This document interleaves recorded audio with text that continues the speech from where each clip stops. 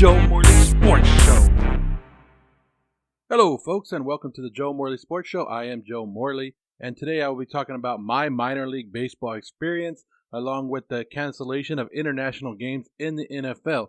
But first, let me get some business out of the way. If you haven't already, go check me out on Instagram, Facebook, YouTube, Twitter, at Joe Morley Sports. I'm all over there. You can find out what I'm doing daily. You could also hit me up on email at joemorleysports@gmail.com. Give me some input, questions, whatever you need. And just remember to like and share this podcast with all your friends, family, anybody else. Remember, get the word out there, Joe Morley Sports, so more people can enjoy the takes that I give and the stories that I have for you guys. So go ahead and share this with everybody. Send it out, give it out. Let people know so they know what's going on with Joe Morley Sports. So anyways, the NFL came out and they said they're going to cancel the international games. That's the London games, the Mexico games. Really, it's going to affect the Jacksonville Jaguars. They were supposed to play 2 games in London this year to test it out because we all know that Jacksonville isn't bringing in the fan base that they want to bring in. So the NFL's trying to test it out to see if they should move Jacksonville to London. I'm not a big fan of the international games anyways. It was cool. Living on the West Coast, they would start the games at like 6:30 in the morning. So I would wake up real early. Wake up real early on Sunday morning, and you watch football from 6:30 in the morning all the way to 9 o'clock at night after the Sunday night game. So you would have football, 4 football games in a row. You would have the 6:30, the 10 o'clock, 1 p.m., and then the Sunday night game. So it was cool. But then after a while, all the London games and the international games, they would be like blowouts, right? No matter what, no matter if it was a good team going over there or a bad team, they couldn't figure out the schedule that worked for them, right? So some teams would try to go in there on Monday the week before. Some teams would try to go in there 2 days before and try to work it out. And then nobody could ever get it worked out so where they liked it. And either one team got blown out or the fields were messed up. They would never have it perfect over there. So I don't really see a big loss in not having the international games. I'm kind of happy for it, but we'll see what happens in the future. I know the NFL will continue to do it, but at least this year we will have no international football games. So there's a rumor flying around about minor league baseball, and that this year that it will not be played because of the COVID-19. They're saying that even if Major League Baseball does return to the normal stadiums or to the normal schedule or whatever they decide to do with the Major League Baseball, that they will cancel the minor league season.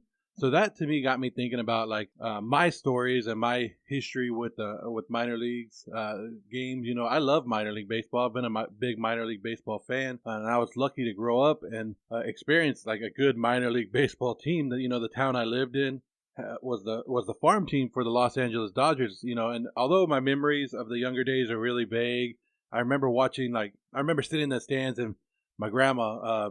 Mary, she was sitting there and she was like, "Hey, watch this, Joseph. Watch this, Joseph. Watch this guy coming up the bat." And I was like, "Okay, I'm a little kid at this time. I'm watching." And she's like, "That right there is Mike Piazza." And they would be like, "Now batting, catcher Mike Piazza." And she would go off crazy, yelling as loud and cheering as possible. As loud as possible. And I was looking at my grandma what? And then, then Mike Piazza became the player that he was, for the Los Angeles Dodgers and the Mets and the Marlins. He did all that. And so I'm sitting there wow, okay. We would go and it was called the Bakersfield Dodgers at that time. And we would go and watch them. And, of course, the Bakersfield Dodgers, when I was growing up, they had a bunch of Rookie of the Years for the Dodgers. They had Todd Hollingsworth and Raul Mondesi.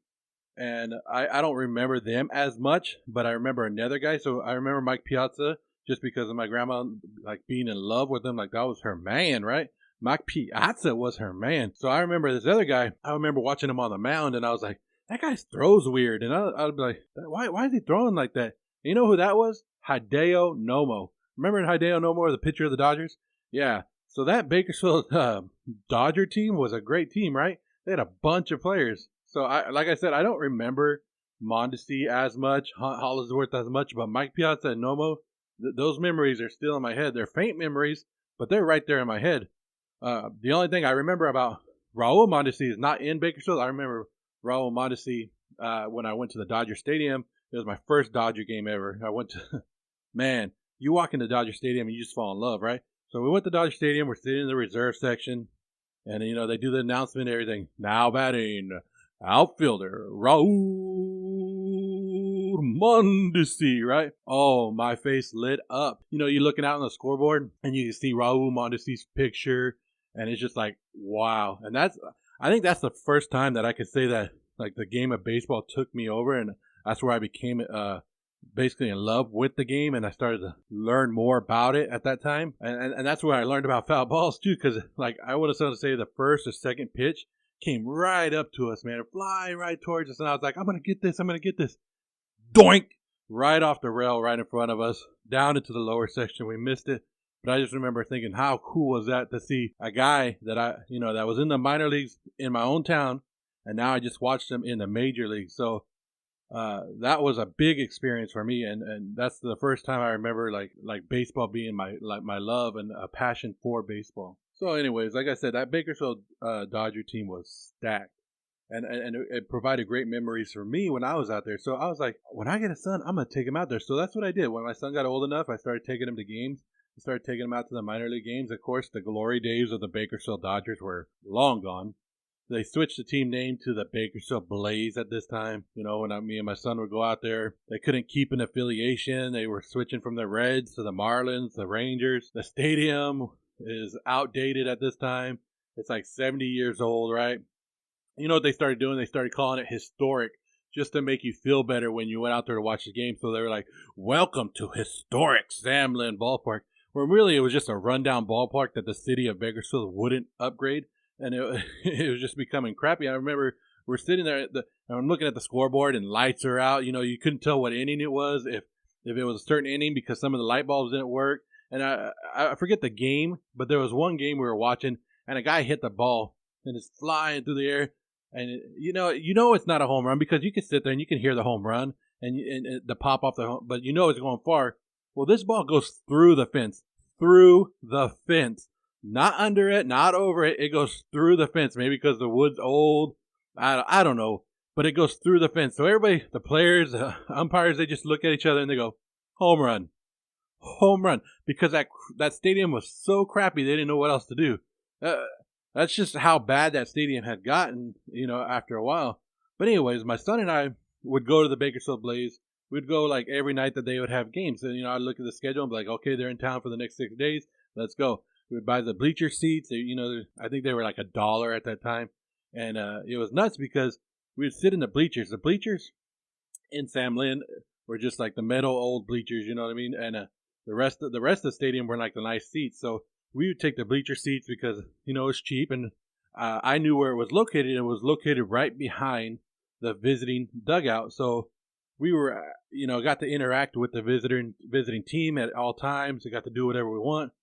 And usually it was funny because, like I said, it's a rundown stadium in a town that didn't really support baseball at that time. So in the bleachers, it would just be me, my son, and usually it would be like the bus driver from the visiting team, the guy who drove the team to the stadium, right?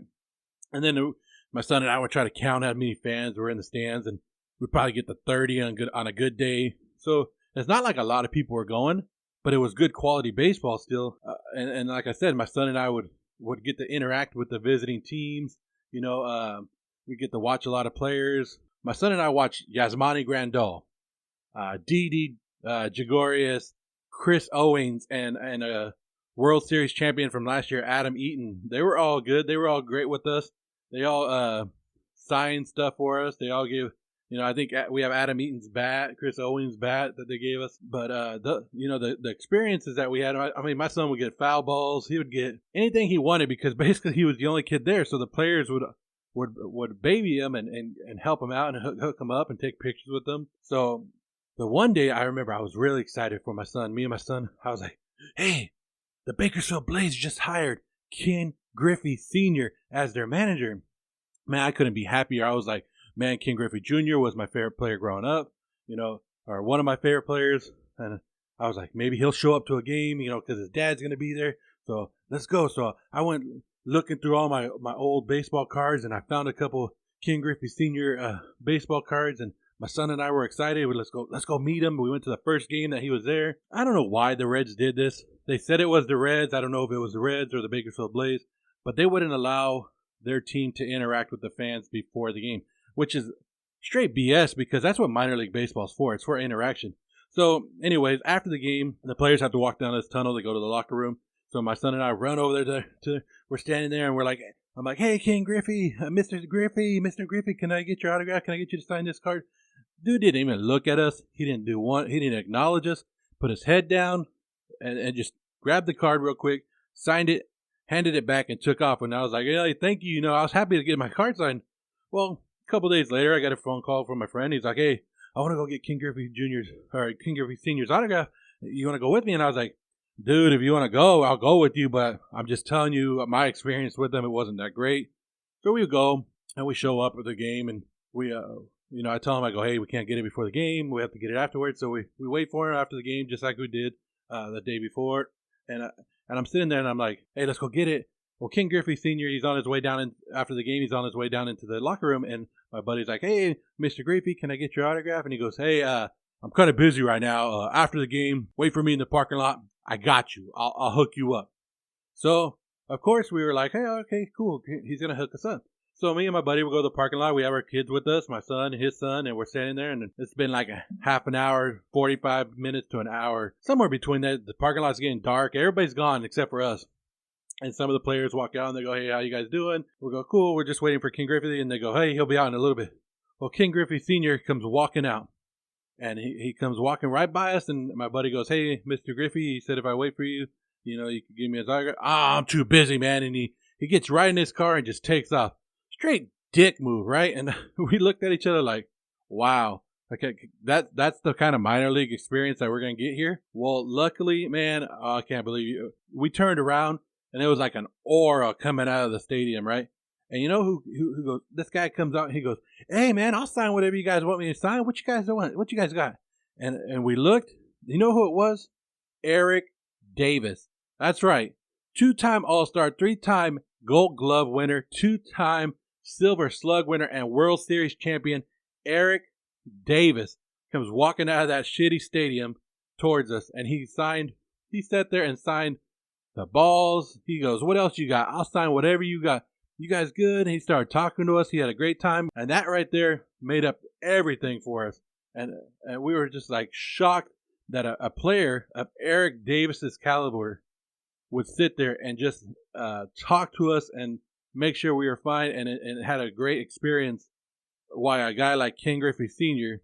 would just straight like dog us and blow us off. Another player that I was amazed by was pitcher Doug Drabek. I don't know if you know him, but Doug Drabek was a coach for one of the teams out there, and so I would do my research before we went out there, and I would check it out and see who was going to go out there. So I already knew he was going to be there.